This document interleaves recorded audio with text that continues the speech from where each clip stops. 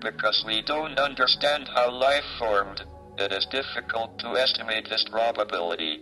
The likelihood of a complex molecule like DNA being created by random collisions of atoms in a primordial ocean is fantastically small. In an infinite universe, it would happen in some places, but they would be very far apart. If we want to find advanced intelligent life, our best bet is to listen for radio signals.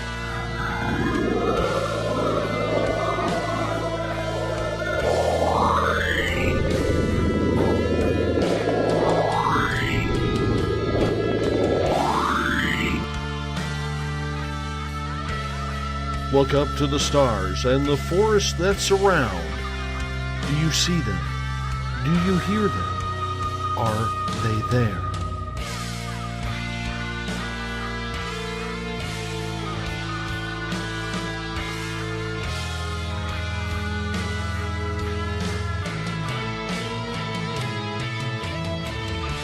SpacedOutRadio.com presents S4 with Forest Moon Paranormal's Eric Cooper and friends.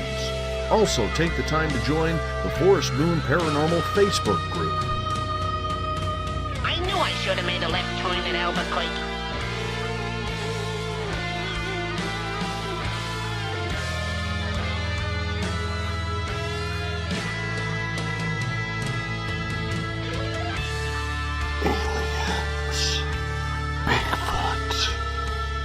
Conspiracy, Area 51, Dogman, Ghosts, Cover-Ups, UFOs. The hidden will reveal itself.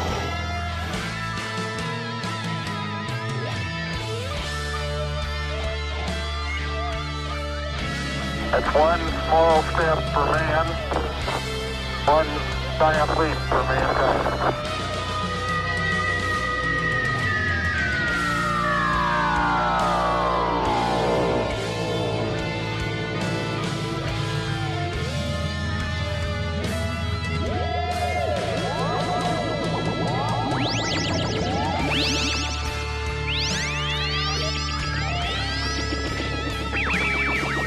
Buckle up, space travelers. It's time to go live on S4 with Eric Cooper.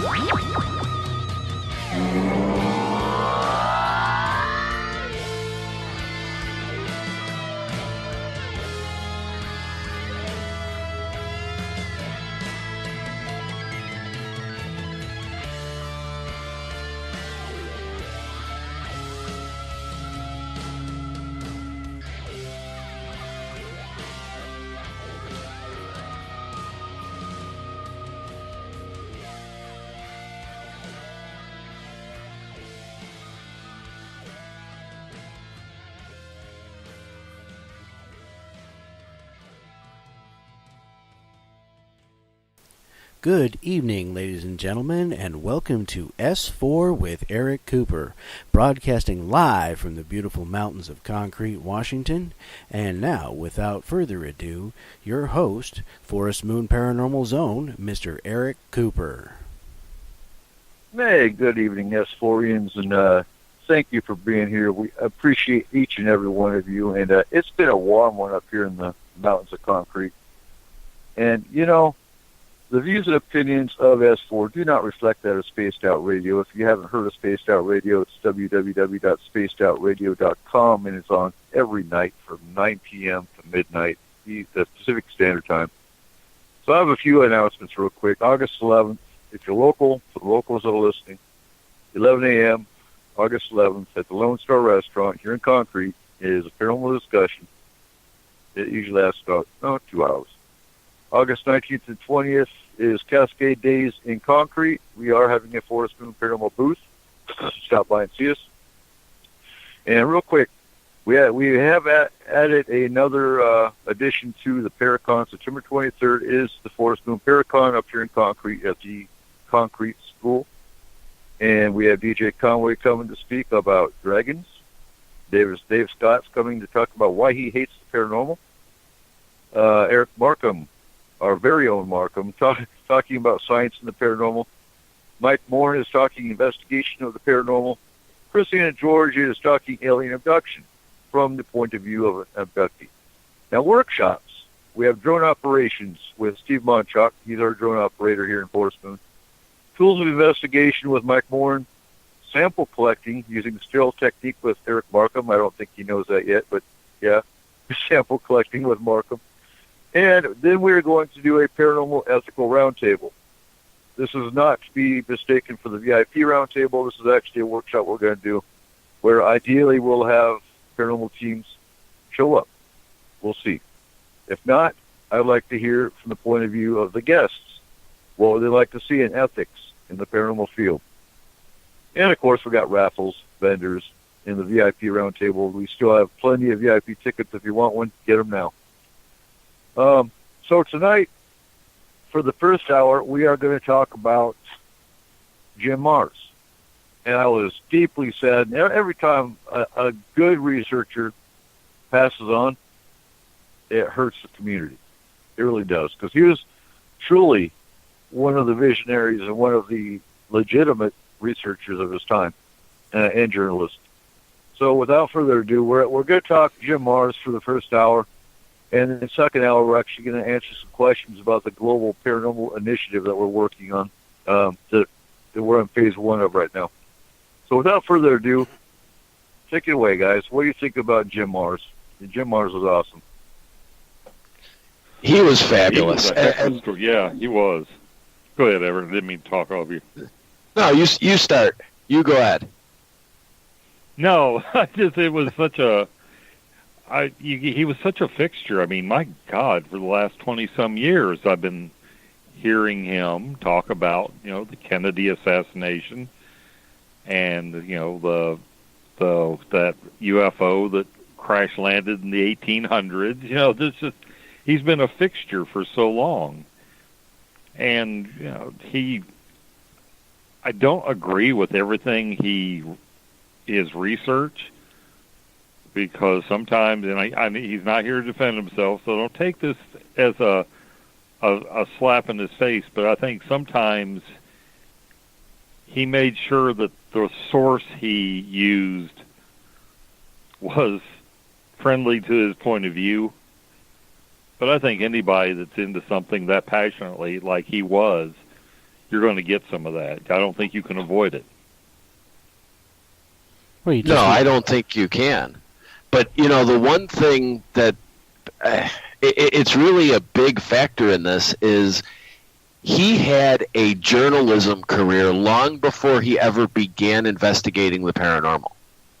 So he really brought what he learned in mainstream journalism. And he worked a variety of different reporting jobs and different publishing jobs before he ever got into this. And he was able to bring those ethics and those skills and those ideas to the paranormal field and really be one of the credible journalists, real journalists in the field. And Andy's saying he loved the book Alien Agenda. Alien Agenda, I believe, was the first Jim Mars book I've read. And that one, oh my God, yeah, that one was eye-opening.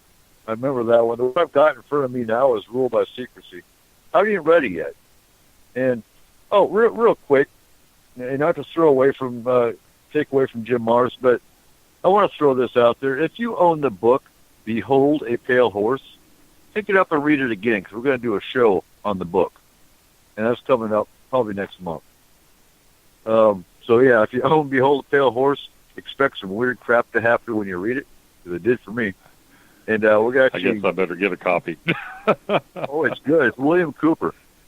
But anyway, again, I didn't want to say, I wanted to throw that out there before I forget. If you own Behold a Pale Horse, read it again, and we're going to actually tear it apart.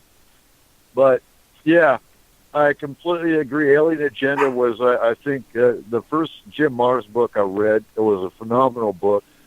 The one I've got now is Rule by Secrecy. Haven't even gotten to read it yet because, again, I'm not much of a reader anymore. I could barely make it through school. but anymore. Before the Army, I read all the time. During the Army, I actually read all the time, and now I just don't have the concentration to read anymore. So it's hard. But I'm actually going to make myself read Behold the Pale Horse again. It was an interesting book, an eye-opening book. And you're right about weird things popping up or occurring in your life when you read it. I read it probably in the early 90s, probably 93, 94, a couple years after it came out. And I had an interest in the paranormal. But then when I read that, it changed, it opened my eyes a little bit, but it also made me feel like I began to notice strange things that would happen. Did you see the black helicopters? No, not back then, but I've been seeing them the last couple of years. I gave him your address, I'm sorry. Yeah, I figured you did.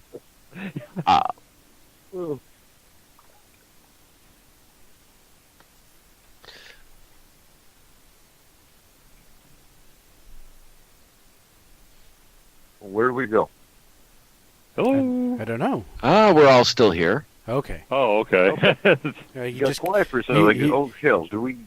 You kind of went short there. Yeah, we thought we lost you. When I read it, I looked out my window one day, and this was in Atlanta where all the weird shit happened anyway, but I looked out my window and saw these black suits running around, like, maybe I better put this book down.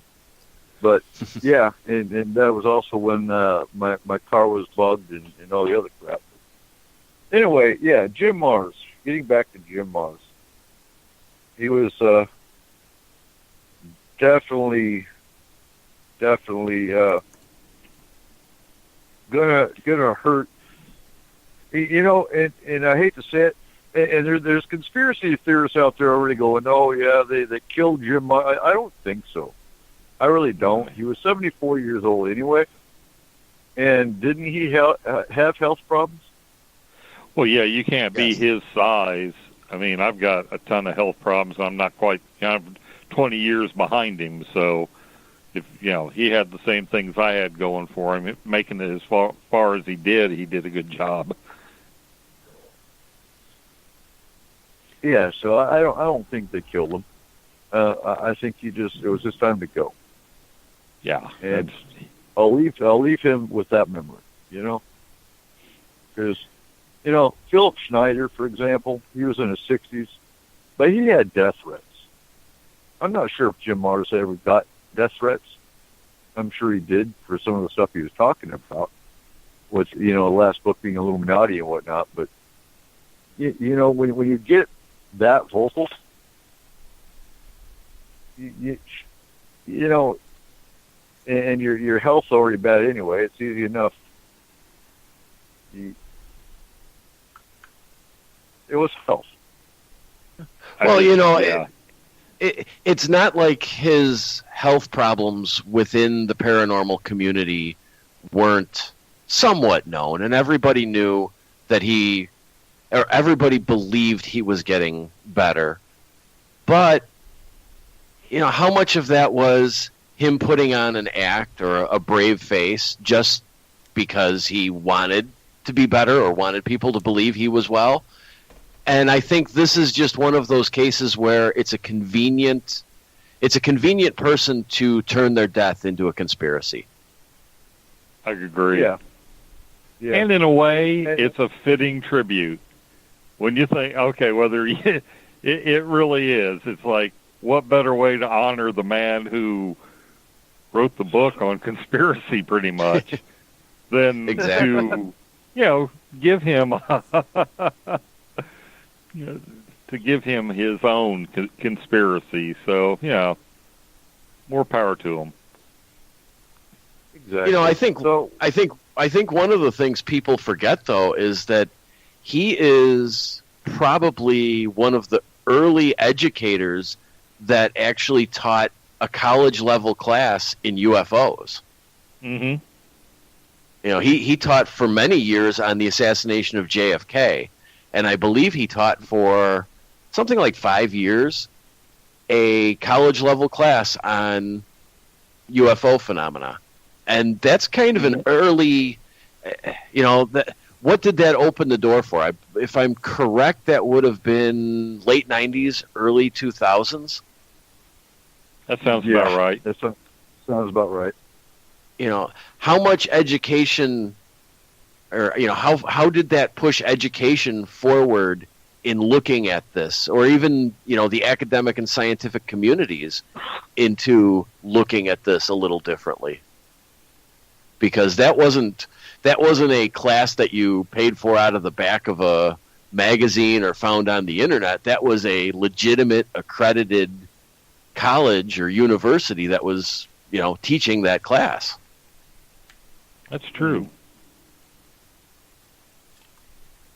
Well, I was just looking here, and I can see where he got some of his investigative skills, where he learned all this stuff to start with.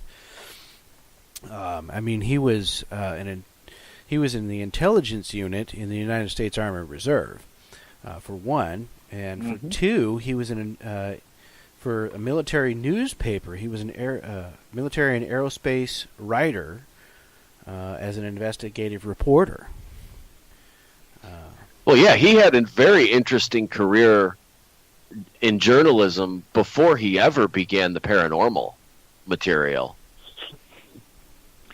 And I think one of the things people don't realize, okay, he put this good old boy, Texas cowboy, easy rider kind of, he had this persona that he projected, but he seemed kind of simple because he was plain spoken. There was nothing simple about the man.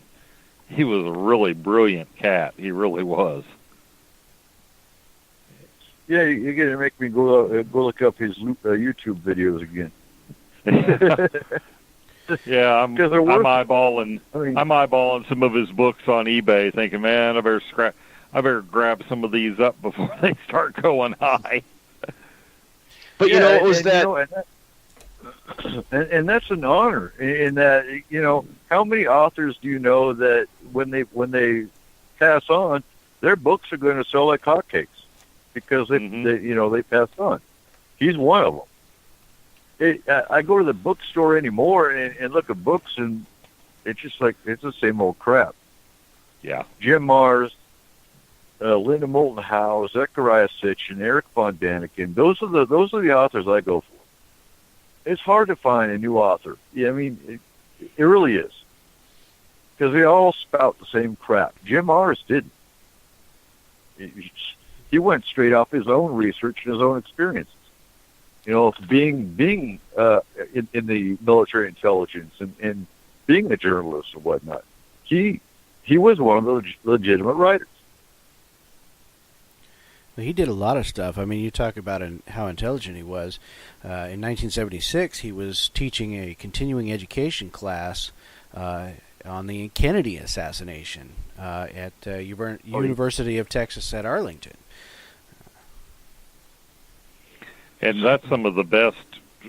That was some of the best shows he did. Was when you got him talking about the different players in that whole conspiracy, and how he could say, okay, so and so was here talking to such and such. They were drinking a beer at this, but it was almost like he was there. Just the way he laid everything out. And even if it was wrong, and I'm not saying it was wrong, it was so beautifully told, it's like, well, I don't want to know if it's wrong. It's good enough for me. It sounds good. Might as well run with it. He really was a master storyteller. Mm-hmm. And he had a way of talking without talking down to the people. Maybe it was his experience in teaching, but he had a way of explaining things and explaining his theories and ideas without making you feel like either you were stupid or just way out there, and you could relate to what he said. Well, I'm going to go on a limb here, and I think Mark would agree, in that anytime you have a veteran that's also in the paranormal, veterans are humbled based on what they see. and based on what they experienced. And I'm not talking all veterans. Okay, you do have some cocky veterans out there, but I think being in the military puts a different perspective on life, puts a different perspective on how you view things. And I believe he was in the military at a younger age, if I remember right. But based on that, yeah, it's going to, being ex-military, being a veteran, is going to sway the way you talk. And it's going to bring you down to a different level when you're actually doing lectures and whatnot. So I think that might have a play in that. Well, I think as a military person, you know, just about every time you get the feeling like you've got a leg up, somebody kicks a stool out from under you. So you learn to approach things differently. You wait for that other shoe to drop before you get on. So yeah, I can agree with that. Well, you know, if things are going too good, you look to see if a piano's about to fall on you. Right? And get ready to jump out of the way. Right.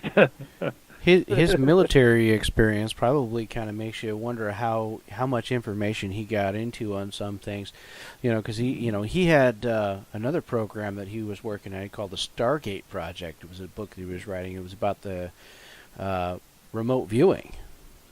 That's what it was about. You know, you hear about all of this, these different projects that the government has, and with doing remote viewing and everything.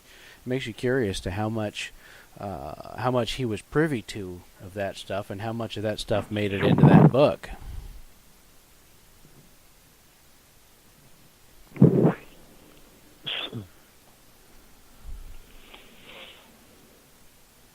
And Corey was abducted by aliens. I was? Really? All right. And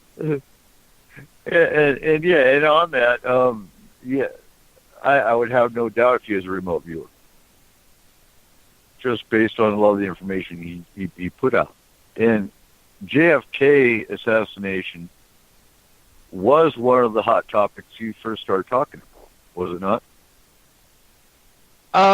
Yes and no. There, you know, the book that he wrote on the Stargate project, wasn't the project canceled right as the book was supposed to be published? There was some, I want to say it was 92, maybe 93, but I remember that the book was about to be published and they abruptly canceled the Stargate project. Yes, they did. And I wonder if the two are connected. Yeah, it was in good possibility. It was in the summer of 1995 is when they put the kibosh on it. Okay. Well, yeah, they say they put the kibosh on it. Well, yeah. Yeah. They always say yeah. And Jim brings up the point, and I got to address this real quick. Jim had a security clearance back in the day when everybody in military intelligence has a security clearance. So that doesn't surprise me none whatsoever. Because if you're in MI, you have a clearance, whether it's secret, top secret, pretty much anything above a top secret, I would say. Because as a combat medic, we had secret security clearances, and that was basically just to help with HIPAA.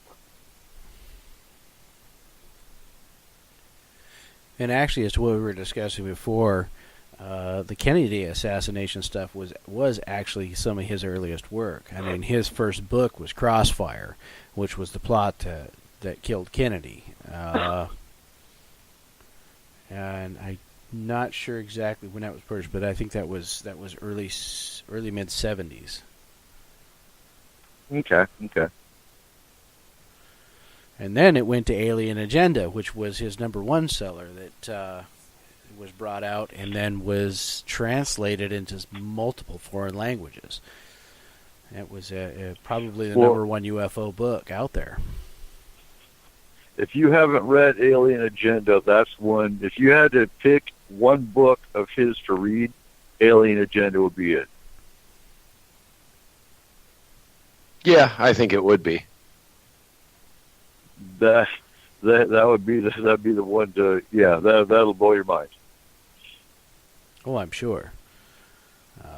I think another one that would be an interesting read would be Sci-Spies, which was what he said was the true story of America's psychic warfare program. Oh, okay. That's going to go into the remote viewing program. Yeah, exactly. We've talked. Another good one on that subject is Russell Targ's If You Could See What I See, Memoirs of a Blind Motorcycle Driver, I think is what it's called. That was a good read. And it was a lot about, the Ingo Swann, the whole military remote viewing program he was part of.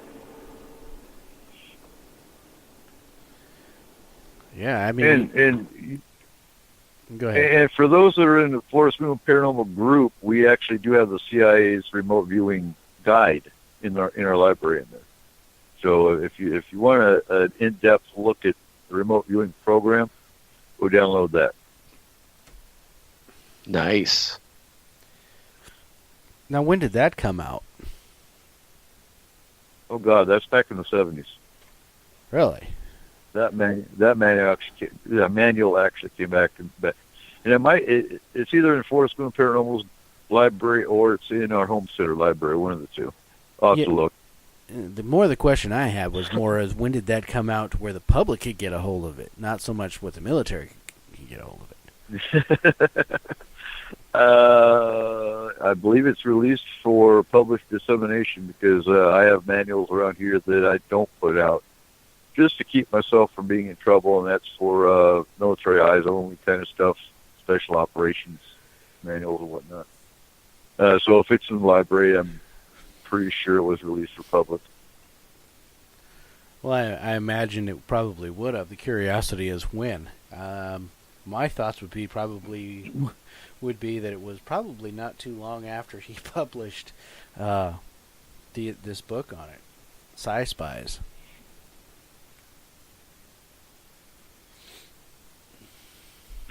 Well, with the Alien Agenda, and then the way he pieced things together after World War II with the, the Brotherhood of the Bell, about the possible UFO that the Nazis were designing. And he came out with sort of an interesting idea that maybe they were using people with progeria to test that. I think that was him. On an interview, he was talking about how maybe but basically he went from there to Rise of the Fourth Reich, where his contention was that all these paperclip Nazis, they sanitize it by saying paperclip scientists. They were Nazis, okay? They had the uniforms, they had the hats, they had the salute. Whether it was just lip service to get the job done or they believed in it. Pure and simple, they were Nazis. And they sort of kept being Nazis even after they got over here, to his mind. So it was kind of a natural progression to go from the whole Brotherhood of the Bell to the Rise of the Fourth Reich, because it was the same cast of characters. Mm-hmm. Well, I got to address something, because something that came out on Dave Cruz's show tonight about Paperclip. Paperclip wasn't just MK Ultra, and Paperclip was also, and I brought it up in the chat, but they wanted to talk about MK Ultra, but they used Paperclip scientists from Germany in Plum Island in biowarfare. Lyme's disease, they created in Plum Island in the lab. And I'm not sure about today, but the CDC, you bring up Lyme disease, it's hush-hush, because they don't want to admit they created it. And paperclip scientists, they brought over from Germany during World War II by the thousands. Some of them went over to MK Ultra. Some of them went to Plum Island to work on biowarfare. They got spread out. whether they were into physics, whether they're into chemistry, whether they're into, it wasn't just MK Ultra. That was just one of many projects they were working on. So I wanted to throw that in there.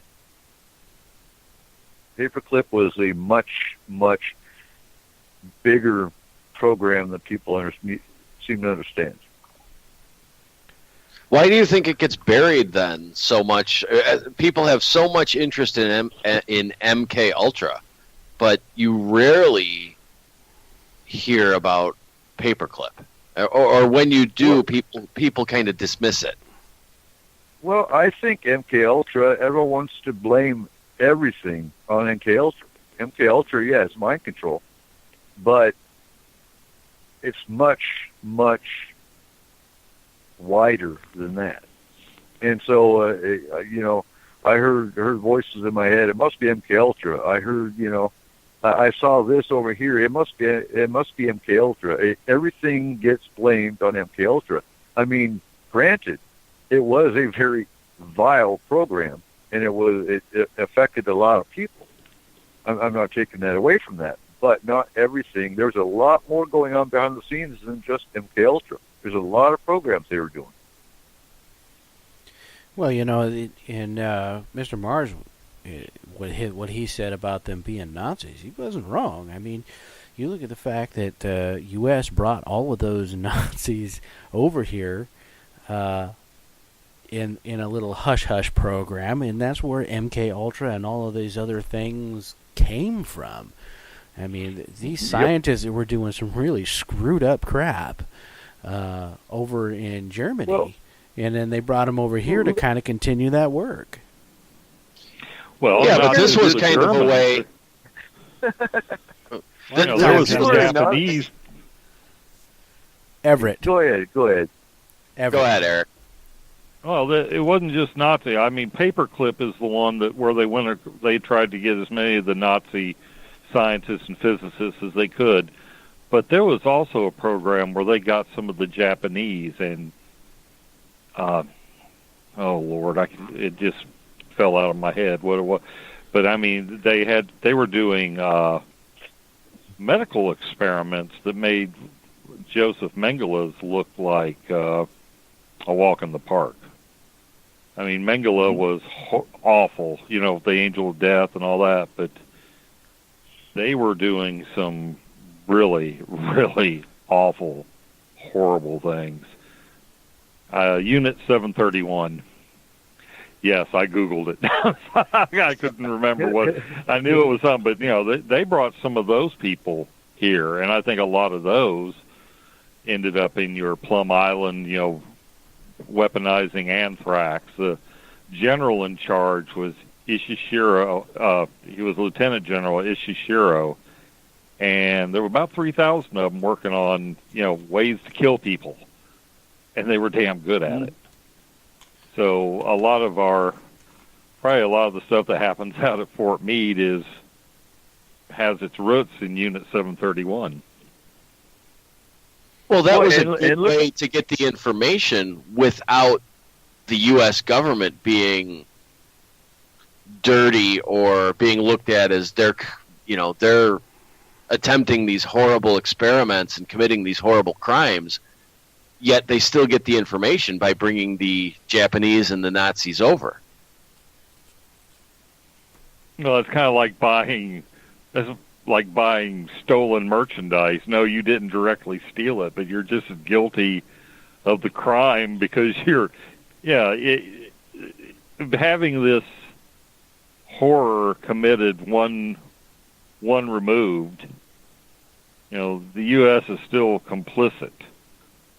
There were people hung as war criminals, but because they weren't useful. These guys were every bit as horrible and god-awful as anything, Goering or, some of the Nurembergers that got hung did. But, they were used, we perceived that they had a use, so, they got a pass for their atrocities.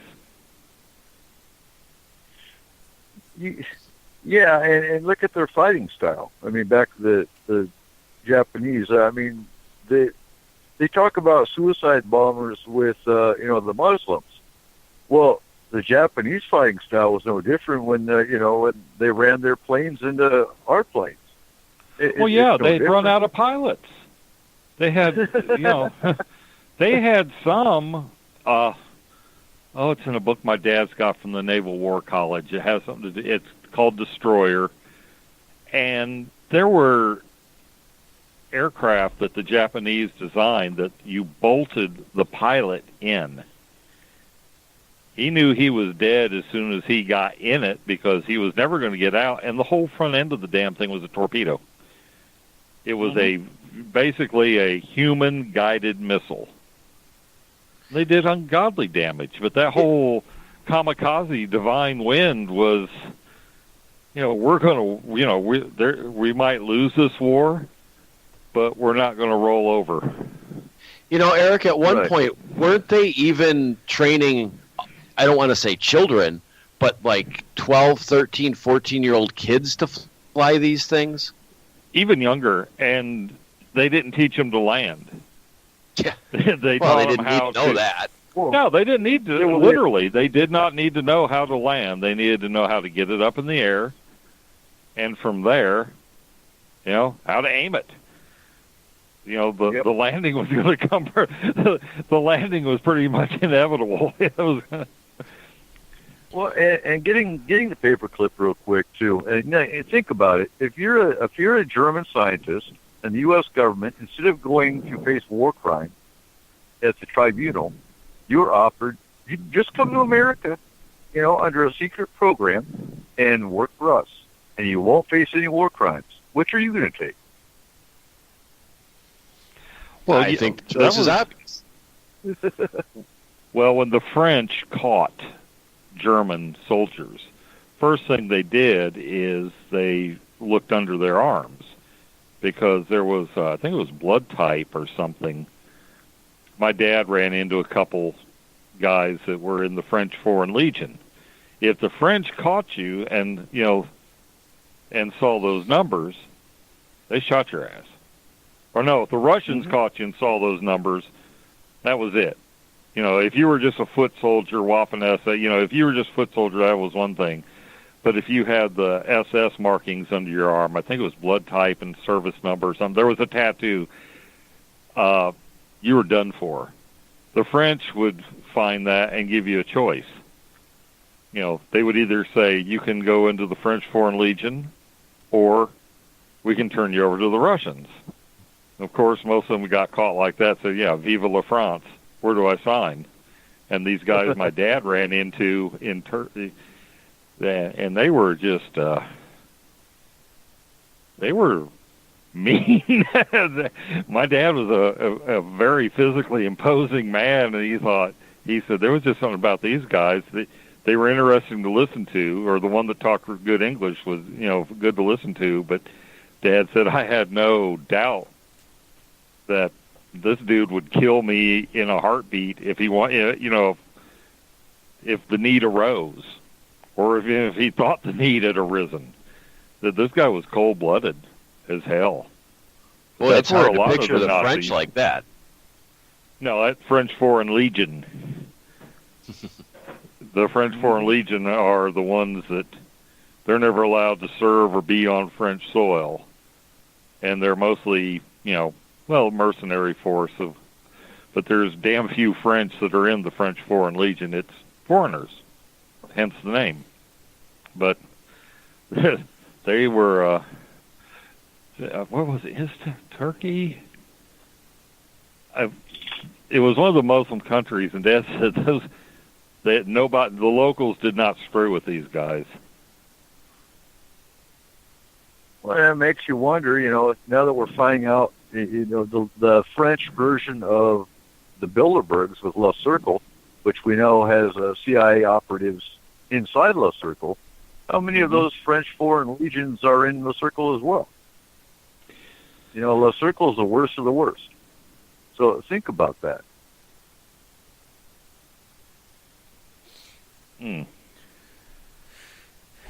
Yeah, there's always that hum moment. It was because it was a circle that actually went and got Hitler and took him to Argentina. I'm beginning to believe that Hitler was not killed and then burned. There's some stuff about that story. I think Eva von Braun might have been killed, but I think Hitler got out. They did some genetic testing on that skull that the Germans or the Russians had, and there's been some other research done on other so-called, Hitler remains, and they weren't male. So okay, either he was a vicious little tranny or he got out, and that was somebody else's bones.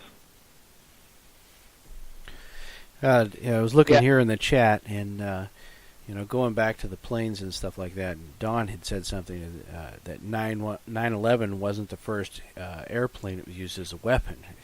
Yeah, no, that goes back much further. In fact, the Islamic terrorists, extremists, I think they basically took a note out of the Japanese book, because they've got a completely different culture. That culture is, with the Japanese anyways, is an honor-based thing, and it's honorable to die a certain way in battle, and that was the whole thing with the kamikaze, was that they were going to go down and they were going to take you with them. Basically the idea. So they were really the first ones, as far as I know, to use airplanes as weapons.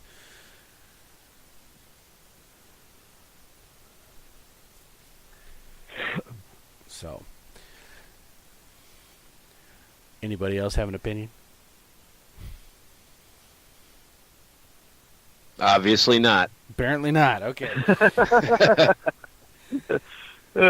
Moving along. Do we know if Jim Marrs did anything about Bilderberg? Because we know he did JFK. We know he did the alien agenda. Did he ever talk about Bilderberg? Is there any of the secret government? He did write a book. I want to say it was late 90s, early 2000s. It was it Ruled by Secrecy? I think it was. Okay. Okay, so I've got Ruled by Secrecy in front of me, and it goes into the Trilateral Commission, the Freemasons, and the Great Pyramids. He also wrote one called the Illuminati as well. It would have to be. Like I said, this is one of the books I picked up, and it went in the library, and I haven't read it yet. Yep, it's got the Illuminati. Okay. Now I'm going to have to read it. Or just watch the YouTube video. No, reading is better. Yeah. It is if you can get into reading. I mean, I have a whole library of books that I haven't even read half of them. I haven't gotten to it. I mean, I don't have time to read. If everybody gets their information off YouTube, what's going to happen to reading? Oh no! I'm talking. You always have the book nerds like me. There you go. I'm a librarian's son. I'll be reading. I'll probably die with a book in my hand. Unfortunately, I'll probably be driving down the road at the same time. You're not supposed to. Nah, do you'll that. be here by then. He had a lot of these ones. I mean, he had one called Inside Job that was unmasking 9/11. Above Top Secret, uncovering mysteries of the digital age. Just a ton of these different ones. It talks about all these different conspiracy stuff that we talk about regularly. Some of this stuff that we've kind of almost proven in some cases. He had another one here, $1 trillion conspiracy. The New World Order, man-made diseases, zombie banks, destroying America. Yeah, I mean, he was covering a lot of stuff. And, we talked about this with Dave Scott the other day. He has to have had some research assistance. With the books that he was writing and how many he was putting out and the quality they were. he had to have had some research assistants who have a ton of knowledge and a ton of information and evidence and papers. It would be interesting, or it will be interesting, to see if these guys are the next generation of people to step up and really kind of follow in his footsteps in terms of journalism and the paranormal and conspiracy theories. It would be. That's a good idea. I mean, well, and you know, I'm here to tell them now. All these paranormal groups that are all into the hauntings. If you look deep, a lot of conspiracies parallel the paranormal. mm-hmm. They're hand in hand, and so many groups and teams are lost. And how much more enhanced their paranormal field would be if they cut into it.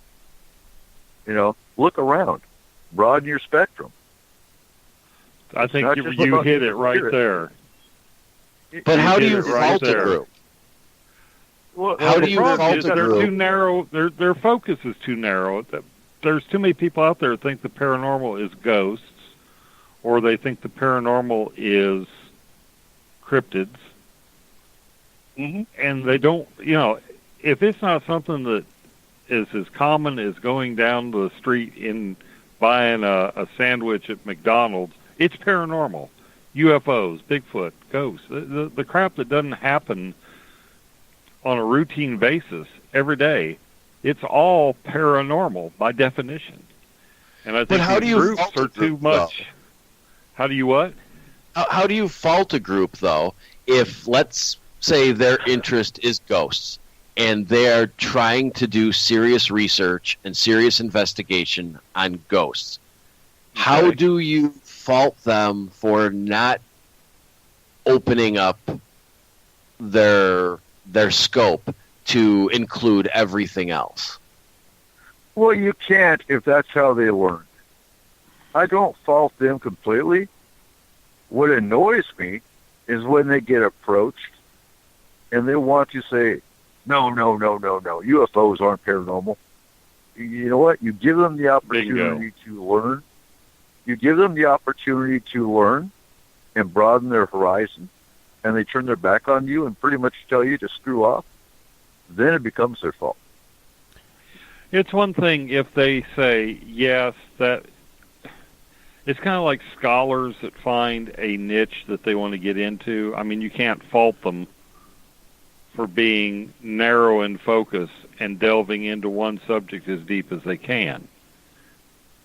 But you don't, as an English lit professor, say, Asian literature doesn't exist. That's where you can fault them. Right.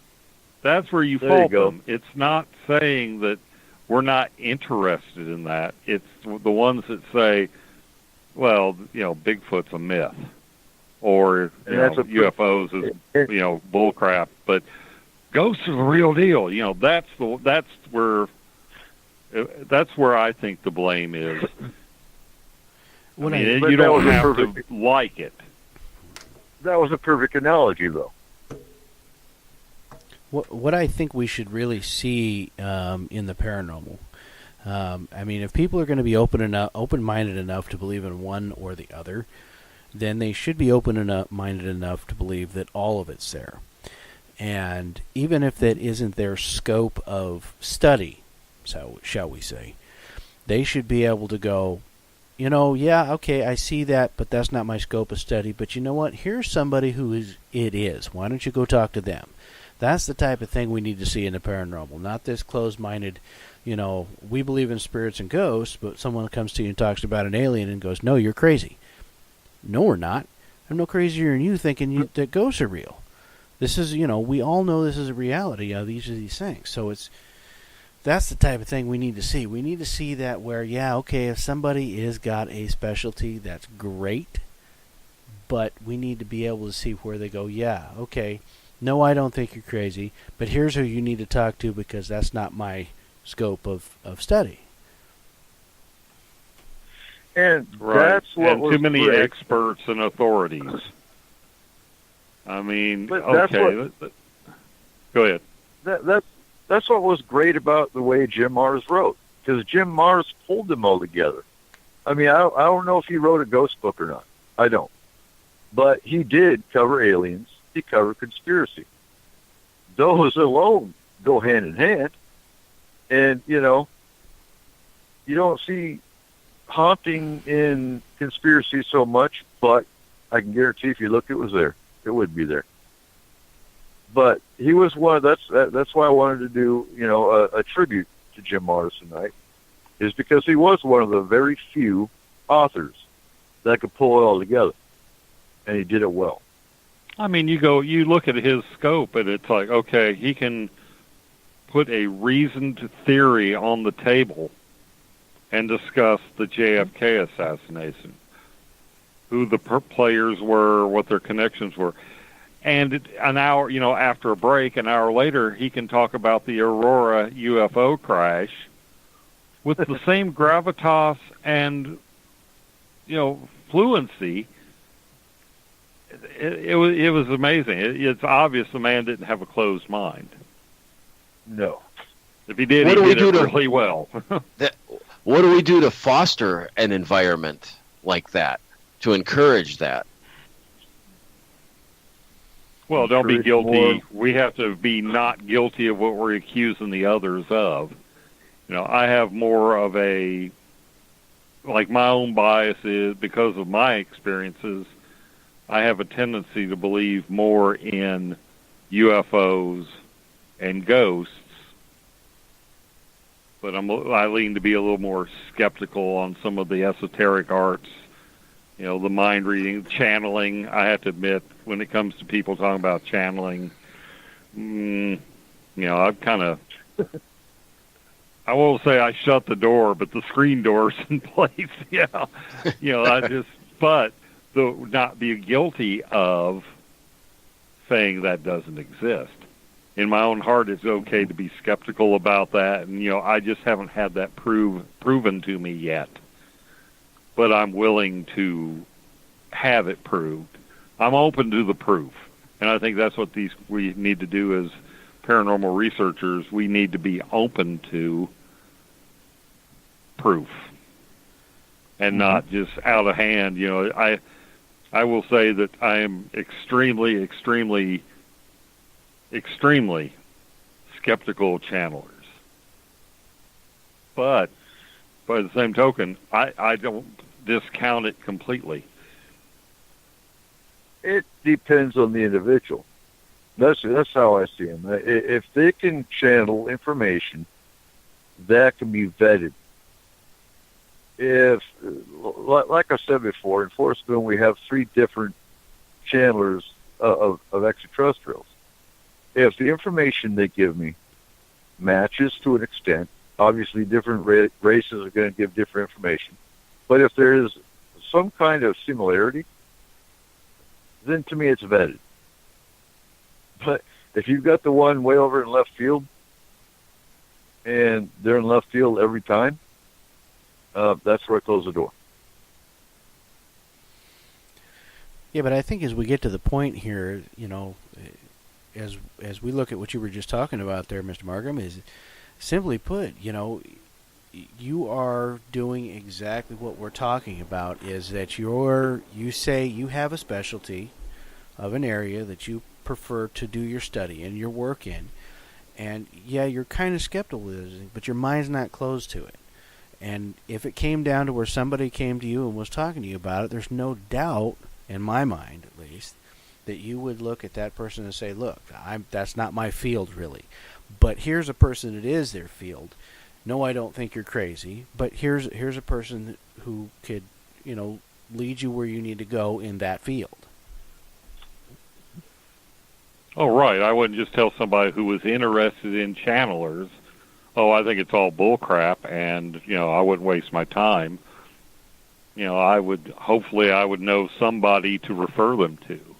I would just say, I'm not your daisy when it comes to that subject. Right.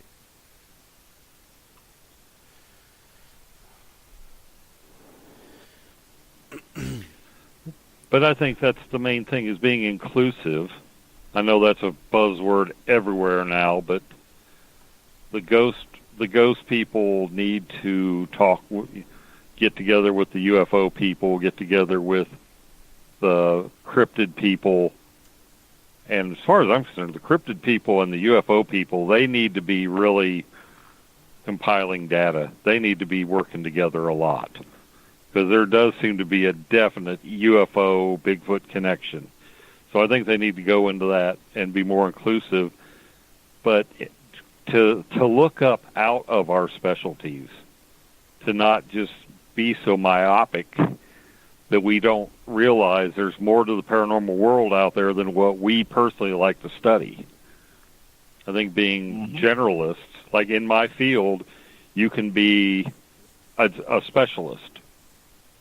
You know, you can specialize in blood bank, or you can specialize in hematology. I'm considered a generalist because I'm proficient in all of them, but I'm not a specialist in any one but blood bank. But I'm still a generalist. And I think that's how we need to be I think that's how we as paranormal researchers need to be. It's okay to have that specialty, but don't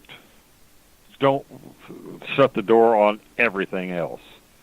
Because we might be missing some fantastic information that somebody in an unrelated field's been answering one of our questions for decades, but we never looked in their direction to see that. Well, and here's the thing. If you look at the David Paulides missing people's clusters, if someone was to take the time, which I don't have the data, but if someone was to take the time and actually take those cluster maps that he's made and then take Bigfoot reports, for example, and see if those Bigfoot reports are in the same clusters of the missing persons. And then you take an overlay with UFO sightings, and you put those, have a different color-coded pin. Say orange for missing people, blue for Bigfoot, green for UFO, and you see if all those have a similar correlation. That's how you show stuff. They do. I have done that. Gentlemen? Okay.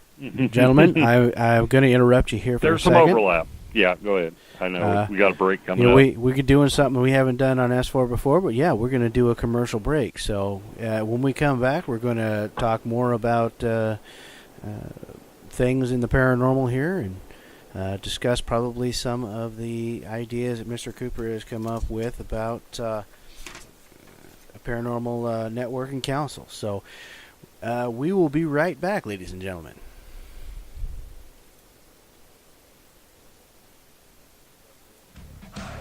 Hi there, this is Dave Scott from Spaced Out Radio, and I want you to come on a nightly journey. Starting at 9 p.m. Pacific, midnight Eastern, every Monday through Friday, you can come hang out with me and the other space travelers. We have it all from Carl the Alien bouncing on by to those misfit gnomes causing havoc. It's 3 hours of fun and entertainment on those topics the mainstream really doesn't want to touch. Come get all paranormal with us at spacedoutradio.com, and together, my friends, along with our resident guitar god Bumblefoot, we own the night. Become more intimate and interactive with Spaced Out Radio. Join our Space Travelers Club with your new membership. For $5 a month, we'll provide you with special access to the website, monthly prize draws from books to psychic readings, along with monthly newsletter, private interviews, and more. Sign up today to be part of Spaced Out Radio's experience. Looking for a place to advertise at a very reasonable cost? Look no further than Spaced Out Radio. SpacedOutRadio.com has an advertising tab that you can click to check out our daily, weekly, and monthly packages to play on the radio, or our website including social media. From commercial spots to banners, we have it all. Check out our competitive pricing today. This is Eric Markham, news editor for the Spaced Out Radio's The Encounter Online. We have put together a great team of writers and journalists from all over the world to bring you top-quality paranormal stories. From alien encounters to the latest conspiracies, you won't find any of that fake news here. True stories and top-notch reporting as we look to bring these experiences to the mainstream. The Encounter Online, only at spacedoutradio.com. Do you want to know the truth? Do UFOs exist? Are aliens real? Are the governments hiding the biggest secret in history? We're UFO seekers, and we're on a hunt for the truth. Subscribe to our YouTube channel and follow along with us as we journey across the United States, visiting UFO hotspots and alien hotspots, trying to document the UFO phenomenon. Catch us on Spaced Out Radio every third Monday of the month as we discuss Area 51, UFOs, and more. And also, don't forget to subscribe to us on YouTube.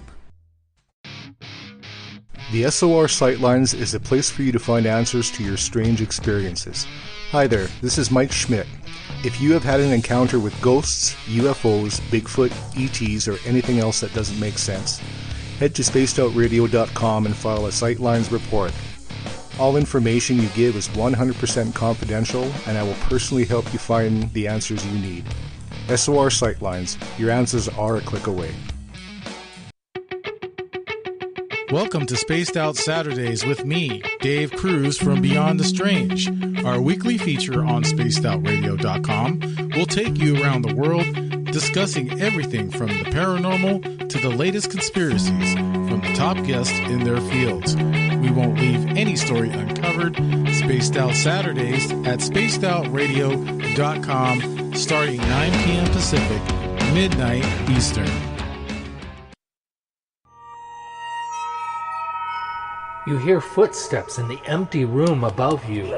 A rocking chair begins rocking by itself. Don't be afraid of the things that go bump in the night. Reach for Spirit Storybox, the iPhone app the Huffington Post UK called the only ghost hunting app you will ever need. Spirit Storybox. The spirits are telling their stories. Are you listening? It's Cosmic Sundays with me, Elizabeth Anglin, in Cosmic Passport. Let me take you down a 3-hour spiritual journey where we will get into everything from ET contact to Psychic Sundays. It's a journey of listening and learning together with some of the best professionals in their fields. You can tune in to Cosmic Passport at spacedoutradio.com every Sunday starting at 9 p.m. Pacific, midnight Eastern.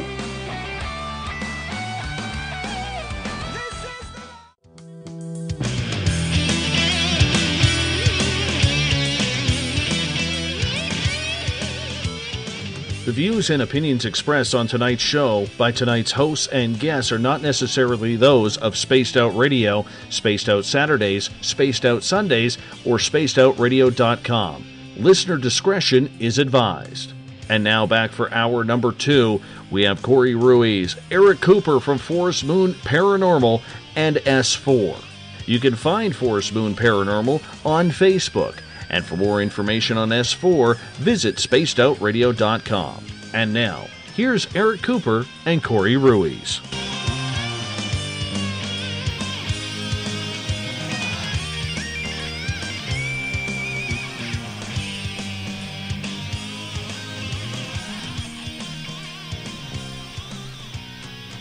All right, welcome back, ladies and gentlemen, to S4 with Eric Cooper and myself, Corey Ruiz. For those of you just coming in, tonight we have with us Everett Thiemer and Eric Markham from Spaced Out Radio. First hour, we talked about the late, great, and most respected Mr. Jim Mars. And this hour, we're going to kind of go into something Mr. Cooper has been working on, and that is a paranormal network and council. Mr. Cooper, please let us know what you got in mind here. All right. Thank you, Corey. So, last week we kind of tore apart the paranormal and brought up all the problems and kind of how to fix it. And so I've been working on that all week as far as phase 1 of this task, and that's contacting teams. And I get asked by these teams, by the few that do respond, so what do we expect of them? And what can they expect of us? Well, there is no real us. It's a collective. So I reckon it should be more or less called the Global Paranormal Collective. That sounds better, because that's more or less what it is. So what would we do with the council? Now, the council over the Global Paranormal Collective would be the founders or the team leads of each of the teams that was involved. That's more or less the goal. There is no particular one person in charge of this. It's a group of teams globally, and I'm working on the global part. We actually do have a team in the Philippines, for example, and we'll work on more. But, you know, Forrest Boone Paranormal's been doing this our own style for 11 years now. Now, with the Astral, it's been with 5 years. We're on 5 years on the Astral side. So we're finding more teams that are doing the same mission that we do, minus the Astral. They go in there with the medium, they pass over spirits. And they're actually excited. There's other teams out there that do, you know, the same thing they do, much like we are with, oh my gosh, not everybody's a knucklehead with a camera looking for an EVP and a picture. So what purpose would a council be, guys?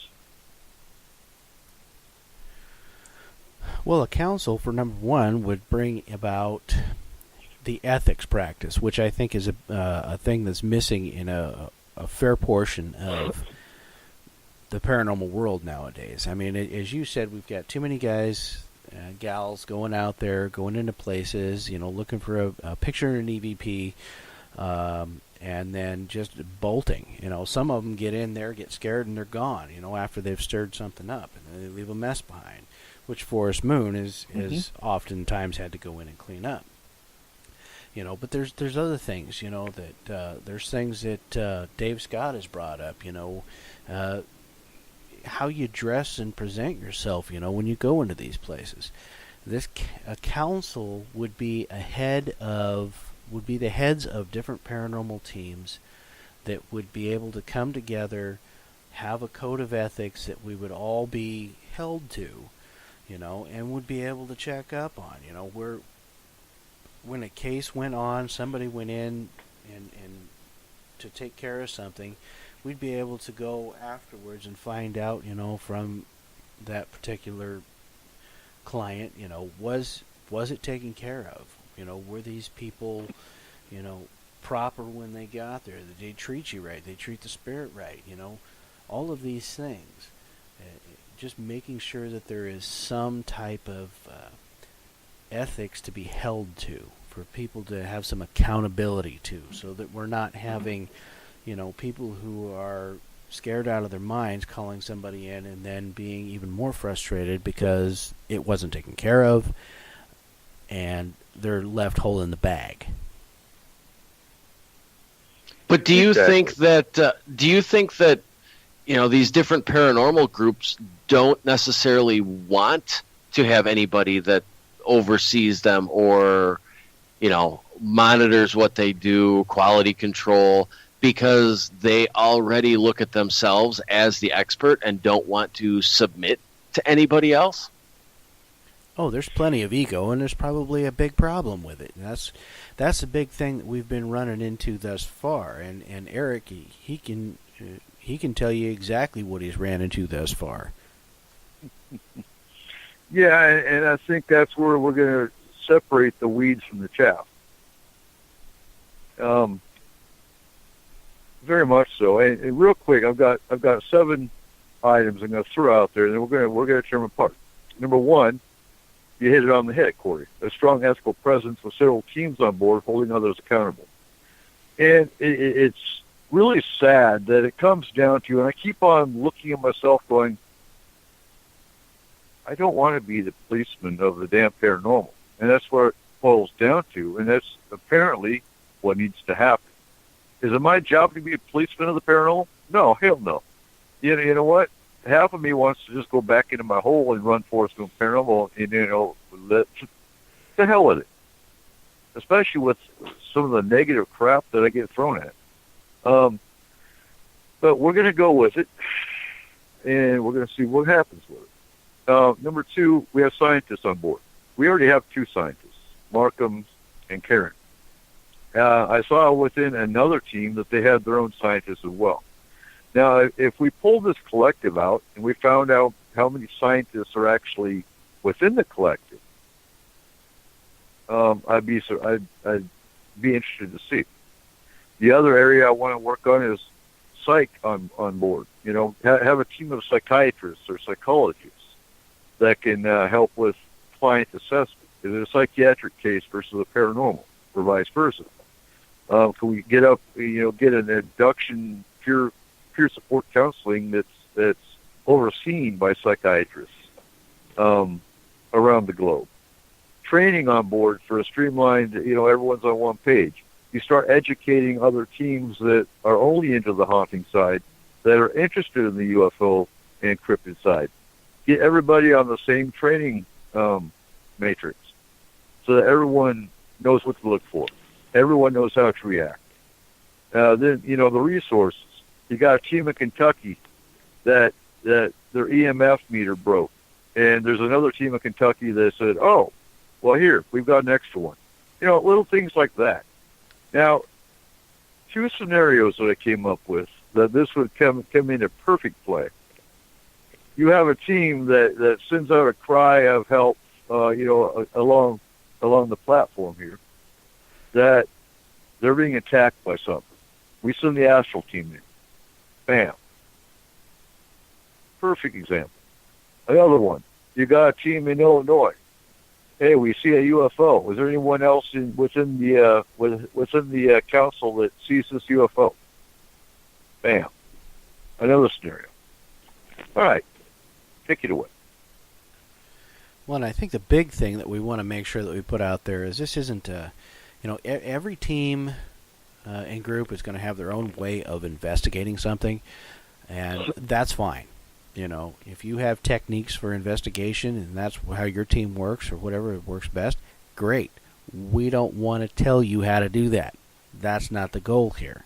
The goal here is to have the ability to have some ethics, one, and two, to be able to share information, to be able to make sure that clients are helped to the fullest. Exactly. And I feel like I'm being, a dead horse here because I keep saying the same thing. I'm not here to tell you how to run your team. I'm not here to tell you how to investigate. I frankly don't give a damn how you investigate. Get your picture, get your EVP. Bottom line is, were the end results the client was safe? Were the end results the house was cleared? That's it. End result is the alien abductee that you encountered. Are they being helped? That's the bottom line. But don't you think, doesn't that, and I don't want to sound like I'm the naysayer here, but do you think that maybe you're putting too much on groups in that a lot of them may just be in this for the fun and not interested in helping so much? So how do you work around that and get people to be interested in some sort of counsel? Well, and again, and no, I like having you here because you're bringing out the other perspectives. Not at all. If they're not on board, they're not on board. And, I made the quote yesterday to somebody that I'm not after quantity. I'm after quality. If you're just in it for fun, I hate to say it this way, but you're not going to have a quality team, and you're not what we're looking for. Right. I'm going to be the sad thing is that I think a lot of teams are missing an opportunity here, because if this takes off, you have the opportunity to receive all kinds of quality cases to look at and review and possibly publish sort of a journal kind of thing where you review a case and maybe what went wrong, what was right, how the results turned out.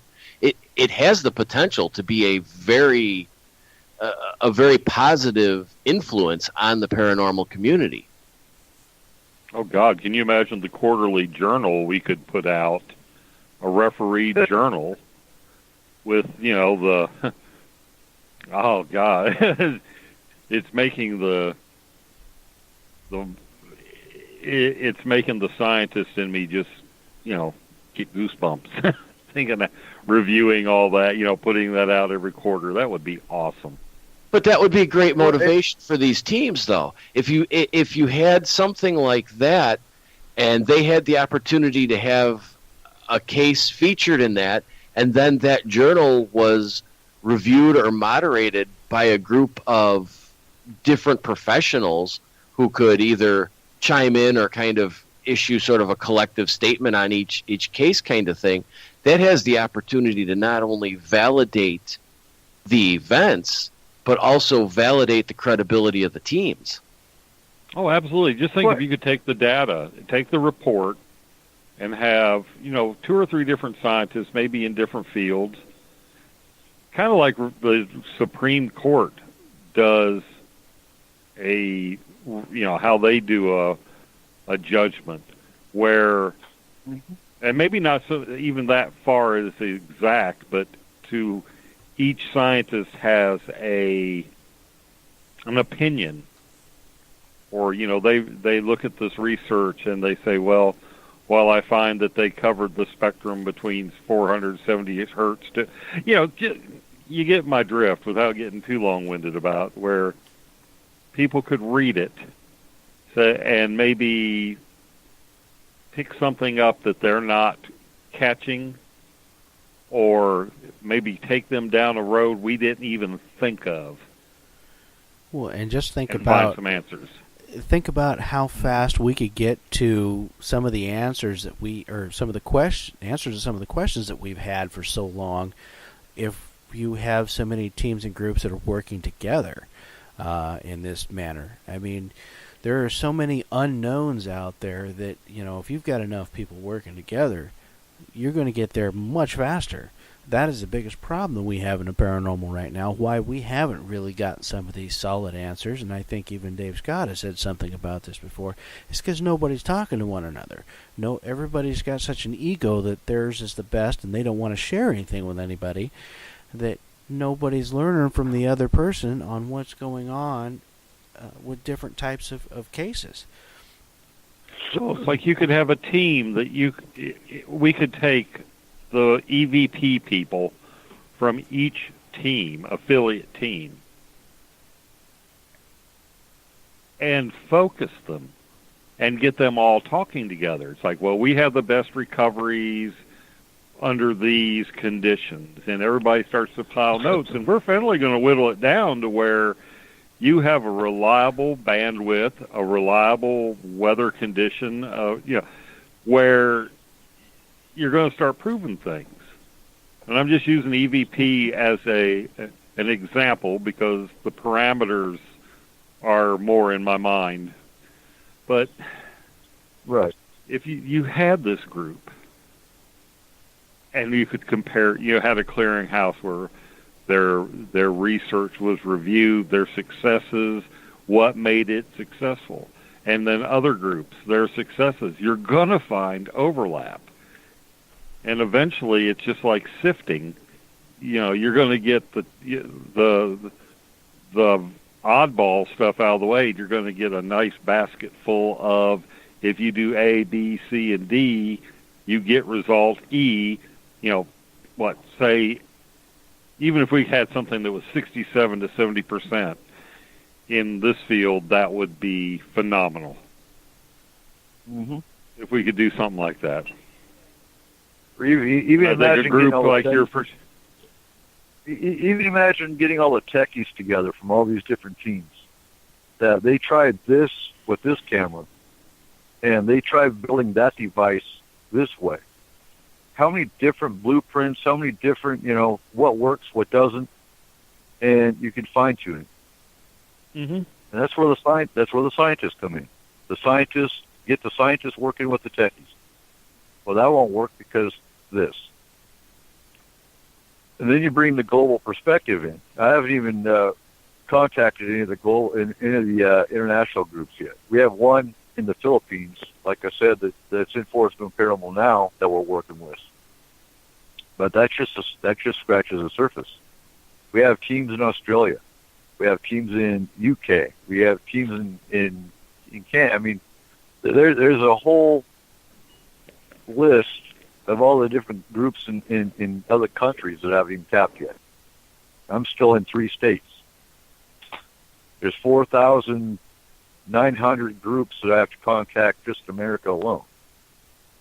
And I've probably hit 300 to 400 and gotten maybe 5 responses back positively from 5 different teams. 3 negative. We don't need nothing like that. Yeah, okay, you're part of the problem. But, it doesn't take every team. If you could get even a starting point of maybe 50 teams to begin doing this and then follow up on these things and put in protocols and actually do something like a journal where things are reviewed. Once you got that going, you would think that the legitimate teams, the teams that are out there really wanting to find something, do something, make a difference, they're going to want to flock to you because they're going to want to be part of the solution and not part of the problem. Here's the initial goal. If I can get 1 to 2 teams, say, in each state, that's a good starting point. That'd be 100. Yeah, I would think it is. So just 1 to 2 teams per state, and then you get maybe one team per country that's registered or listed that I can contact. That would cover the globe with 1 team. Now, what we need to do, because I don't like, stepping on toes with the whole ethics thing, but I know 2 other teams have a code of ethics that we've been talking to so far. They're already on top of it, and they're excited about it. I'm either getting the ones that are completely excited and on board, or the other ones that are, apathetic. Why are we doing to that? It. Yeah. Well, I and think they're the ones that they're the ones that you have to ask how many cases have you done and have you actually resolved case for the client. And I can understand if resolving a case isn't in their purview. In that, if somebody reaches out to a group and says, hey, I think something's going on in my home, and a group wants to come in, and, cause I've ruled out mundane, I've ruled out supernatural crap so many times within 15, that sounds like I'm bragging. I'm not. I'm just saying that a lot of times you can go into a situation and it has a prosaic, mundane, everyday reason that it's happening. And I think we have to have groups that can go in with that kind of eye. But by the same token, don't go into something that really is a hot spot and then stir them up. I've learned in my house, every time I put mouse traps down, stuff starts, the fairies or somebody does not like me trapping mice. And every time I do, crap happens. I've found a truss rod cover missing on a guitar. Double neck guitar. One truss rod cover was there, the other one wasn't. I found the truss rod and the screws somewhere else. But I know I didn't take it. Yeah, I didn't take it off. I had that bridge pin disappear. I went from using glue traps to snap traps because at least the snap trap killed, but that's apparently not good enough. And my cats are too damn. They'll play with the mouse, but they won't do anything else with it. So I'm kind of in a rock and a hard place. I got to learn to put up with mouse poop in my silverware tray, or I'm never coming over to your house for dinner. Yeah, I'd sterilize. No, but I'm just saying, you got to be able to go in and rule out hammering water pipes or, the weather conditions creating a gap in a window that causes, I wrote that up in one of my articles last year about, this door would slam shut. And the other weird stuff, well, it turned out it would slam shut when the weather was a specific humidity and the temperature was a gap would open up in this window frame and allow the wind to come through and blow the door shut. But it looked like the window was shut. So, the homeowner's like, holy crap, this room's haunted. Something slams the door all the time. And they're all outward purpose, until you get right down to the nitty-gritty and investigate the minutia, it looked like it was haunted. A couple weekends and a tube of, $1.25 caulk later, haunting solved. And that's what we need. Do you think that not enough people are trained in just, I don't want to say like general building mechanics or, engineering of a building, but do you think people don't pay enough attention to that and just kind of want to make that leap right away to it's a ghost? Yes. Well, and that's kind of the part of the idea. I'm a do-it-yourselfer, always have been. My dad brought me, you didn't call a service person unless you just couldn't. We did our own concrete, we did our own framing. We were just totally self-sufficient that way. So I look to door frames and window frames. I see a door slamming shut. Okay, is it hung straight? I eliminate. I just go stepwise because I do my own home maintenance and I know what to look for. Hinges can wear in such a way that if you have the door open, there's sort of a downward tilt, and they'll shut themselves, or they can be hung wrong. It's just there's a lot of things that you have to eliminate before you go to Casper the Ghost to slamming the door. Well, and if you think about it, that's really what this idea is kind of about, because then you've got a pool of resources that has this knowledge that you can learn from. You would have that, as Cooper was talking about, that training out there that could be or would be taken by, the different groups that were involved with this, that would be able to say, okay, now we do have that knowledge. So when they go into a place, they have that knowledge that, Eric Markham has, where they can look for, hey, is this door hung wrong? Is there a humidity thing and a temperature thing that's causing a window to get a crack in it over here that's causing a door to shut? Just all of that type of stuff. The other thing that I look at is, think about this too. If we had this council going, think about the caseload and case resources that would be available to the groups within it, and on top of that, how attractive that would be to other groups that had good ethical practices, that wanted to be able to be in on more caseloads or had information or more knowledge on certain things. You're talking about something here that even if we had a small portion of teams and groups together, enough that it would be seen by others, that it literally could become an attractive thing to other groups simply because of the resources available. So,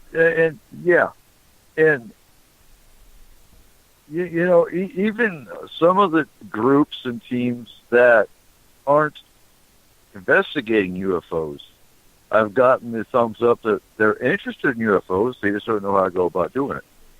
And that's where this collective would come in, teach them how to investigate UFOs, teach them what to look for, teach them about the races, that kind of thing. Get everybody on one page. Where quit reinventing the wheel. It's like there's so many of us out here working on it, and we're duplicating effort because we didn't know somebody else had done this or what they had found. Mm-hmm. And so, you have this team in again, Kentucky, and, hey, we see a cigar-shaped craft, and it's got this light pattern. And it comes down the collective. Oh, well, that sounds to me like it's a Pleiadian warship, for example. Or, hey, we have a triangular-shaped craft in Arizona. It's got this light pattern. No, that's TR-3B. Don't worry about it. You bring all the knowledge from all the teams into one collective, into one database, where everyone's going, it's all right there. Would be ideal. But how do you encourage both teams and the general public to report UFOs? Because there are several reporting agencies, and, I look at those reports. I'll scan through them, and they're so random that it's almost like there's never a mass sighting, or there's never more than I should say one or two people who report the same thing. You might see, a report here and a report there. How do we encourage people, both individuals and teams interested in UFOs, to report and follow up on these to create a better database? The teams would be able to would be reporting to the council. If we had the council going and everything else like that, these teams would be reporting to the council. As for the public, that's going to be one of those things that's going to take time to come around. People are going to have to get to a point of coming around where, they're not afraid of someone looking at them like they're crazy because they reported a UFO. That's the biggest deterrent in the public eye, is that, what is everyone else going to think if I say this? If we can get that away, which will take time, that's the only thing that I can think of is just time on that one, then we can get the public to report more. I want to address something in the chat. Robert saying offer a reward for definitive proof. That would have maybe worked. I'm not saying that's altogether a bad idea, Robert, but it is so hard now to analyze a film and get the CGI, and it's going to be tough with the technology, because it's going to be it's just going to be nearly impossible anymore. Well, that's why, Eric, I think you and I were talking at one point. It's not going to be that one incredible video anymore. It's going to be 7 or 8 iffy videos from different perspectives, all pointing and catching the same object. I'd say the best one in recent years was that there was an object seen over the St. Louis Arch. It was caught by a guy that was just happened to be outside where he worked, having a smoke, and he saw it. So he got it from one angle, and there was a guy across the river working at a state park who saw it and got it from another angle. Not saying that they couldn't have coordinated and it could have been a drone or something, but there was never any follow-up as to what the object was. But that was a very good case where two people who supposedly did not know each other both got footage from just about as far, different angles as you could get.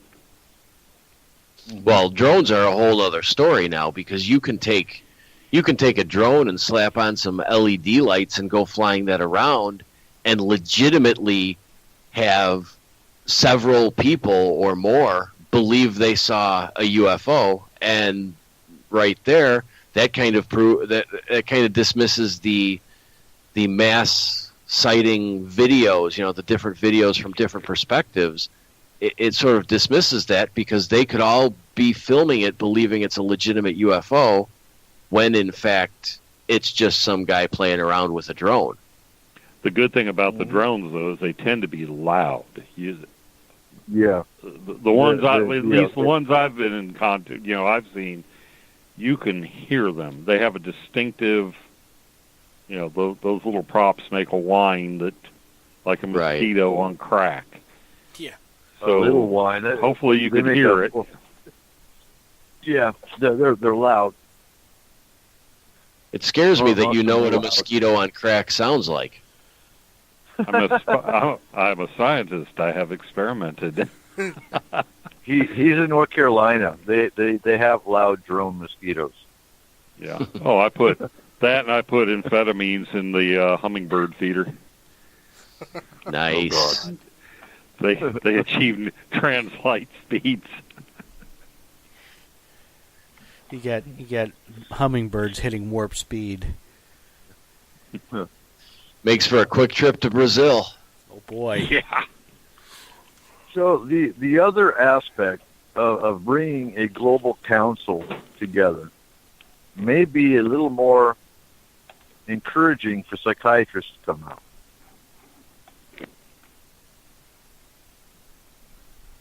Well, maybe even the academic ones, because the old hackneyed phrase in academia, publish or perish.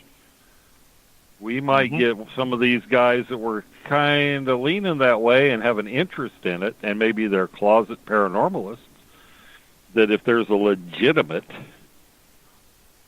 agency or organization to attach them, to, I don't know, endorse or, put their research out there, or what place to publish, we might get some PhD level, scientists involved, psychiatrists or psychologists.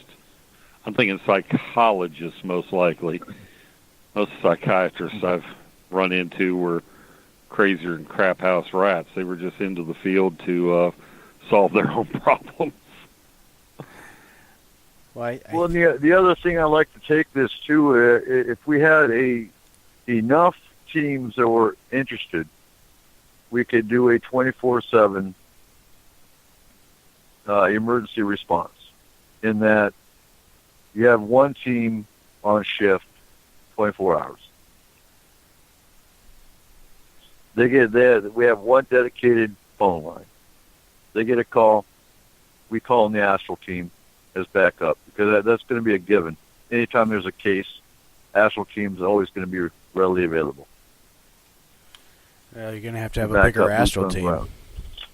I have got to get on. I have got to find out whether I can do the astral thing, because I want to be on an astral team. I just don't know. When I get up there to Washington next month, I'll have to have some one-on-one time with one of your trainers, see if I can get this block broken.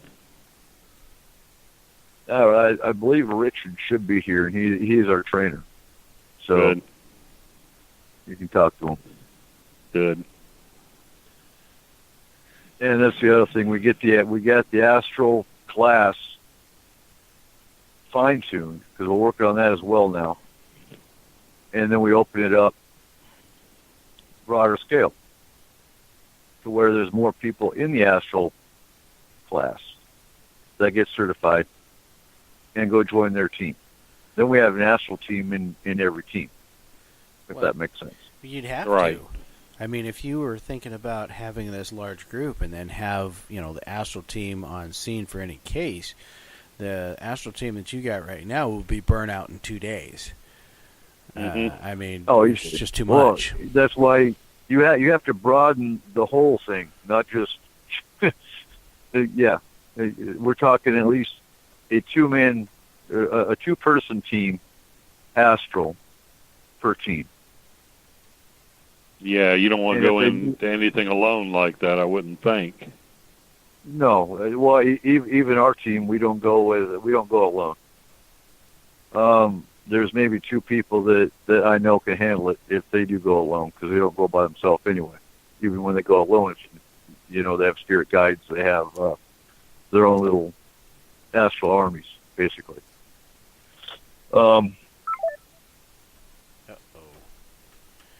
Hold on just a second here. Did we lose Eric? We lost Eric. So I am gonna... That's pretty standard with him. Yeah, I know it. Freaking guy. He gets sketchy on his connection. We got to get him back here. Your level has dropped again too, Corey. I moved away from the mic a little bit. My apologies. Ah, okay. So yeah, when it breaks down, I'm going to make a list of what we want. At least one psychiatrist per team, one scientist per team. If we got enough scientists on board, basically compound each team into a more well-rounded. To be honest, fluid. I think it would be harder to have a psychiatrist per team and a scientist per team because I don't know just yet that there's enough of those out there. I think it would be easier to have astral people per team and then pool the resources of scientists and psychiatrists, psychologists. Yeah, maybe we need to have like a science board or a science group. Well, that would be along the lines of what we were talking about before, about kind of an oversight group or board that chimes in on these. Instead of maybe in the beginning, instead of trying to get a psychiatrist or psychologist on every team, you would have a group that maybe consisted of psychologists, psychiatrists, maybe some sociologists, some scientists that could sort of review each case or review the submitted cases and start building credibility that way, and maybe opening that door to all of those psychiatrists and psychologists and others that go, I have an interest in this, but everybody's going to think I'm the one that's crazy if I talk about it. Right. Right. Well, we could have them on the council. And Trippin brings up, I can't forget the skeptic. Well, sure. We'll throw a skeptic in there. There won't be a skeptic for very long. Well, that's me. I'm not a debunker. I'm a skeptic. But a skeptic is more, in my definition of a skeptic, I need to see data. I need to see tangible proof of something before. But once I do, it's like, okay, like with the ghosts, I'm fully on board with that. UFOs, fully on board with that. I've seen, I've got my proof. I'm not particularly skeptical about those subjects. So let's move on to Bigfoot and some of the other esoteric things out there that there just doesn't seem to be any tangible proof. And let's work on that. Being a skeptic isn't hard. I mean, I would say I'm a skeptic, but that doesn't mean I dismiss anything. What it means, at least in my experiences and with the other skeptics that I've tried to work with, is that you look at each individual case, and sometimes you dismiss the case because maybe it's obviously fake, it's misinformation or misidentification. It's a variety of different things, but that doesn't mean you dismiss every case. You look at each one individually and decide what is valid in this case. And you accept that information and you file that away. A skeptic, there's a big difference between a skeptic and a debunker and a denier. And somewhere along the line, I think it's these professional skeptics that make their living speaking at conferences just denying that anything could exist. A skeptic became sort of a bad word, and it shouldn't be that way. Well, no, a skeptic is just somebody who wants to see proof. It's like, yeah, okay, that's all well and good, but where's the nuts and bolts? Okay. And that's where the difference lies between debunker and skeptic. The debunker is the one that you can have an alien in front of them and they'd be, it's just a demon. Or it's just, there's no such thing as aliens. A skeptic is when it's got the mind that's open enough that you show them tangible proof and they can change your mind. Right. Curtis Peebles, for example, was a debunker. And, there's a couple other ones. But James Curtis Randi Peebles, was a debunker. Yeah, Curtis Peebles comes to mind, though, because everything you said, oh, that was swamp gas. Really, you got that from the government. But you could have the most tangible proof, and he'd have a reason that it's not tangible enough. It's like, what more you want? Right there, black and white. What I love is the photograph. Somebody finally gets that good, clear, shake-free photograph, and what do the debunkers say? Well, that's too good a photograph. Okay, you bastards can't have it both ways. It can't. You can't say no because of this and then no because it's too good. I mean, just one or the other. Come on. I am myself as skeptical as the next person. When I go into an investigation, I'm going in there, with basically a blank slate. I know what they said, but until I can see some proof of it, find some proof of it, hear some proof of it, and can look at the things that are common to possibly cause whatever situation may be going on and rule that out, I'm skeptical of what I'm going to see or find. I'm not just going to walk in there and go, yep, you got a ghost.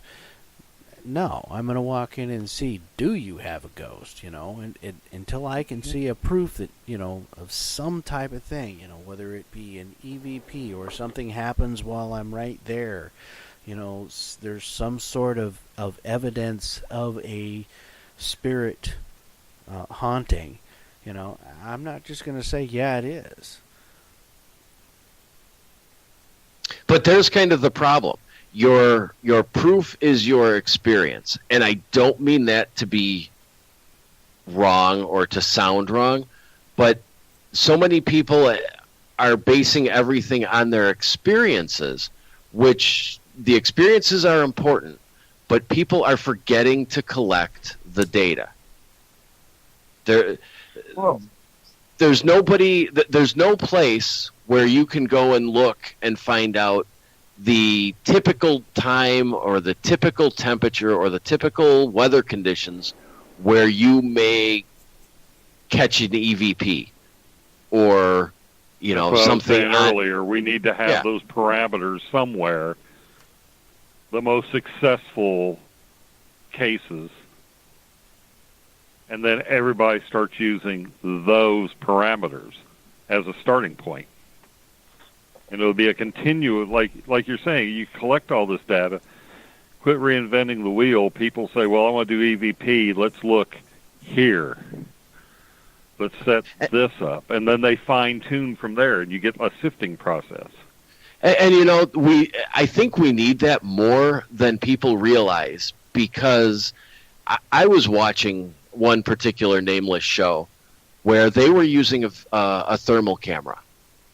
And in the same 1 hour program, they caught something that was an anomalous hotspot, which was, of course, a ghost, because ghosts draw energy and that's what's there. And 20 minutes later, they caught a cold spot, and their explanation was, well, that's a ghost because it's not a living being, so it's going to be colder. There needs to be some sort of consistency, because the physics, just physics in general, say that a ghost could not be both hot or cold. It has to be one or the other consistently. That's like one of the guys on my team here. He's also a medical technologist. He says, now, I don't believe in ghosts, but I believe in Newton's first law of thermodynamics. And if something's making this go, these parameters move, let's find out what it is. And I disagree with the part about ghosts can't be cold and or hot, because you're dealing with an entity that's energy, and as we know, energy can be one or the other, depending on the circumstances. So it's possible either way. I think that Eric Markham came up made a poignant statement of it's a starting point when we get this data put together. It's a starting point because, even there are so many variables. And even in the industry that I work in as a service technician, when you're starting to deal with electronics and stuff, there are times that electrical will do stuff that it's not supposed to do. And so you have to. But the thing is, you can't call that data if you're just randomly ascribing the term ghost to a cold spot and or a hot spot within the same hour or within the same hour. You need to know the parameters that caused that condition. Oh yes, definitely need to have the parameters, and you need to have a baseline. And that's one of the things that you would, as a counsel and stuff, you would kind of have that resources available to be teaching people is, that when you go into some place, you need to have a baseline. You need to go through there with your equipment and get a solid baseline and then go from there. And then when you find something that's anomalous, that's when you start looking at that. Why is this different from when it was earlier? And that's where documentation is going to be important. And I think one thing we're going to look at is getting forms, documents that everybody uses. So it's all, it's idiot-proof. Everyone's got the same form to fill out when they go to a case. Everyone knows how to read it, if that makes sense. Instead of this team's got their form, that team's got their form. Sure, it might have similar information, but if we have our scientists, our caseworkers, and whatnot sit together and come up with the information they need for a baseline, everybody uses the same form. So when it gets fed in, everyone knows exactly, what they're looking at. Exactly. Trippin says a checklist. Exactly. You have one format for UFO, one format for haunting, one format for, cryptid. Did you find Bigfoot tracks at the Bigfoot site? Did you find hair? A checklist for each paranormal type. Yeah, there needs to be some consistency and stuff. I mean, there's things that we do in Forest Moon where we have a form that a client fills out so that we have an idea of what they're dealing with, what their history has been. Is there a chance that something may have followed them there? What is it? There's a lot of questions on that form, and it's very helpful to be able to have that filled out because we can look at that and then use the astral team before we go into a place to know what we're dealing with, or have a good starting point of an idea. So being able to have some type of form that's uniform in that manner to where everybody's doing the same thing is a good idea. It's a good thing, and it's a good way to compile data. Well, you had mentioned the baselines, and Eric Markham, I think we talked about this a couple of weeks ago. In a good investigation or a really thorough investigation, it would be nice to have baselines over the course of a few days, whether it be some sort of monitor in the house or something like that, where you know what the general situation environmentally is before you even ever go in there and investigate. Because it's really easy to walk in there and say, oh, the temperature is 67 degrees and there's a ghost. But what if the temperature is 67 degrees there, right then and there, but the rest of the day or the rest of the time or the previous week, the average temperature was 74 degrees? Well, that's what that's a proponent of what I do. Like Cooper, I'm not sure if I did or not. I thought I sent you my pre-investigation data sheet that just, had all the baseline information that I thought should be collected. Okay. Yeah, we get so much crap in our email boxes, it's easy to lose it. Yeah. But, and that's why I like having it. That's why I like having my digital thermometer. It's one of those carpenter thermometers, and it's got the laser light, but it's got a dual readout. So you shoot it across the room, it tells you if there's a drop in temperature at any point of that laser beam. It's got the baseline on top, and if it's the same all the way across, 'cause there's no drop in temperature, it's going to be the same reading. Whereas if there's a drop in temperature at any point along that beam, it shows you the drop. Well, and some of the thing too is when you're getting baselines, you're going to know what ambient temperature is outside, and you're going to take ambient temperature inside. You're going to know what humidity is and barometric pressure, things like that. And your outside and insides are going to be pretty close. It's when you start finding something that's anomalously, hugely different than what those baselines are. That's when you start looking. Mm-hmm. Completely agree.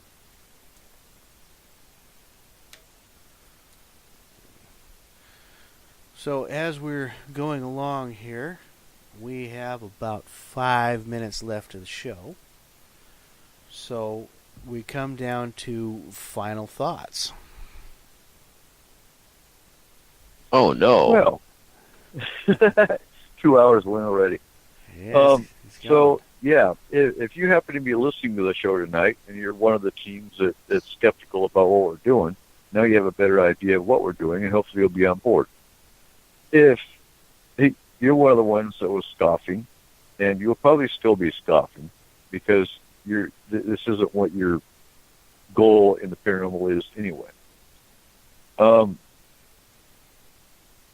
Ideally, we can get education away from paranormal TV because that's part of the big problem. A lot of the problem we have with a lot of the teams out there, they get all their education from TV. TV doesn't show you how to clear out a spirit. It shows you how to take a picture, how to poke a stick at something that's not, you don't know what it is. And that's about 90% of the problem. That and what is your goal in the paranormal? Is it to help people? Is it to clear out spirits? Is it to bring families safety? If it's not, then you're in the wrong business. And y'all have a good week. And you can find Forest Moon Paranormal on Facebook, as always. And what's your last thoughts, guys? Everett? Okay, I'll go first. Coop, do you think there's a place in the paranormal for those groups that are interested in the data but maybe not familiar with or confident enough or interested in clearing a house or moving something on? Here's my problem with them, though, because even if they're going in for data, they're still stirring stuff up. And by stirring stuff up, they're making it worse for the client. Now, if they're just going to Waverly Hills because they want a picture of an apparition, so be it. This isn't the kind of network that we're working on. So, I can understand where they'd go their merry way and go off to Waverly Hills. And that's probably going to be the case with quite a few of them, if that's all they're into. But don't go to an individual's house to get your data, because then you're going to stir something up, and we're going to come in and clean your mess up. That's what I'm sick of. Well, the other Need side... to adopt a first do no harm type of philosophy.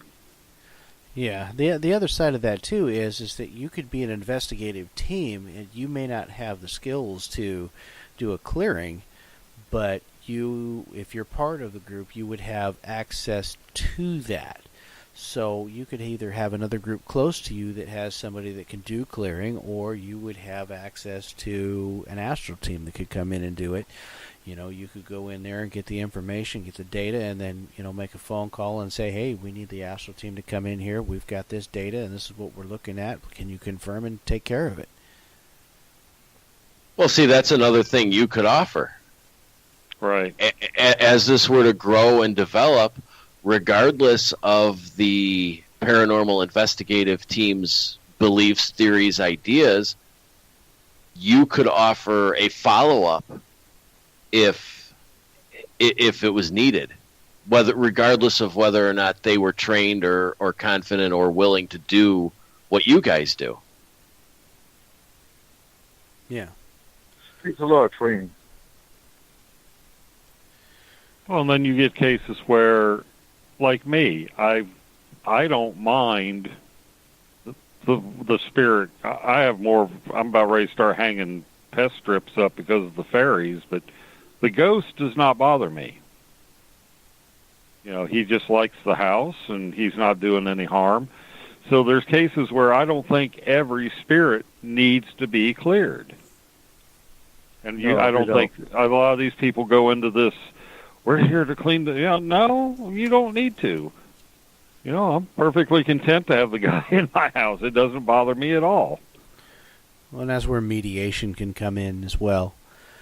So, right. And that's something else that with a central clearing house or a main group, you have, people can say, hey, I've got a problem. Can we get it straightened out? They'd know where to turn. Right. Exactly. Any other last thoughts, Mr. Markham? No, I'm You're all thought out? Running. Right. Well, my brain's empty. No, I'm working on my presentation for Mr. Cooper's Paracon, and I've got so many.